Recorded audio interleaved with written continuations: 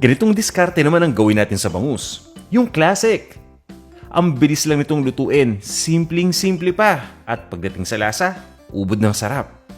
Ang totoo niyan ay na-enjoy ko talaga yung pagkakaasim nito eh. Kaya kung handa na kayo, o tara, umpisahan na natin. I-prepare muna natin yung mga ingredients. Tinatanggal ko lang yung buto dito sa ampalaya at hinihiwa ko lang ito into serving pieces. Itong talong naman ay hinihiwa ko lang crosswise, mga 2 inches lang yung haba at hinahati ko sa gitna.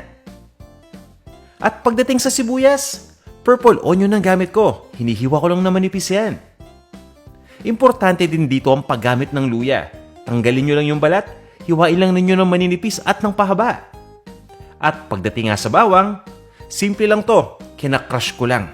Ganyan lang, kung gusto nyong hiwain, nasa sa inyo yan. At gumagamit din ako dito ng taba ng baboy.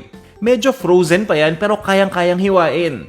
Sadya yan para mas madaling tanggalin yung balat. Hindi na natin sasama yung balat dahil matagal pang lutuin at palambutin yan eh. At mas madali nga mahiwa ngayon ito.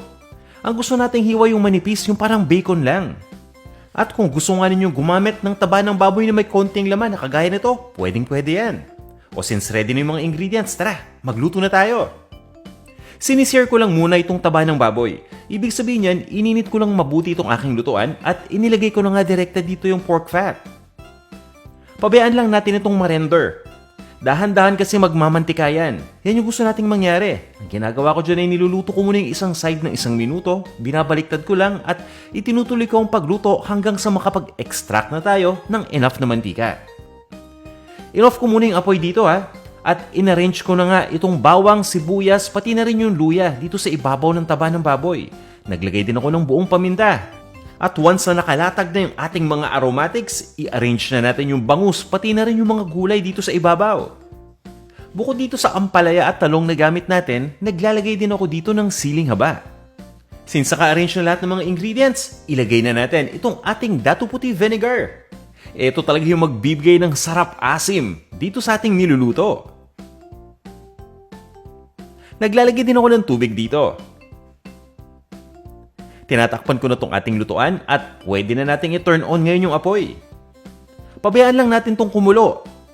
At once sa kumulo nga, sinisimmer ko lang yan. Ina-adjust ko lang yung heat to the lowest setting at itinutuloy ko lang ang pagpapakulo ng 10 minutes.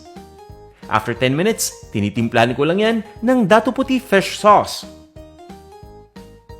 Itinutuloy ko lang ang pagluto ng another 5 minutes pa. Ganyan lang kabilis at ready na to. Yan talaga yung gusto ko dito eh.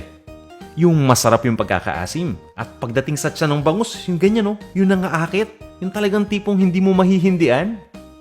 Kaya sana subukan nyo itong ating recipe at paki-like and share na rin itong ating video. Tara, kain tayo!